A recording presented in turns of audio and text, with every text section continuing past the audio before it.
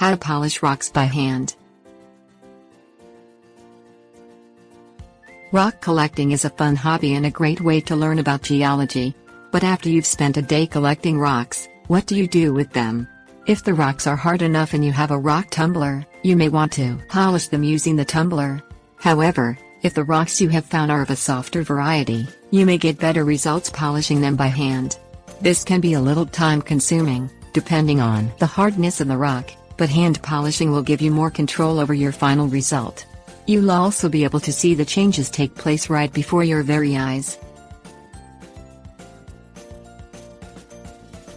Things you will need: sandpaper, 80 grit. Sandpaper, 180 grit. Sandpaper, 600 grit.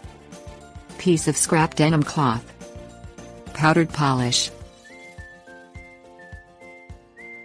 Step 1. Wet the rock and use the 80 grit sandpaper to roughly shape and round the corners of the stone. Keep a bucket of water nearby so that you can continue to wet the rock as needed. Continue this until the rock has been shaped to your satisfaction. Step 2.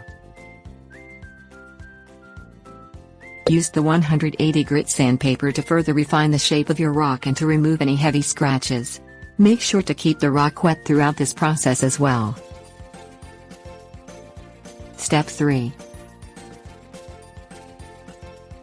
With the rock still wet, use the 600 grit sandpaper to get rid of any lighter scratches on the rock's surface. Rinse the rock with water often during this step. Step 4. Place a bit of powdered polish on a damp denim cloth. Polish the rock with the cloth until you are satisfied with the result. Depending on the rock, you may have to keep adding polish to the damp cloth at regular intervals.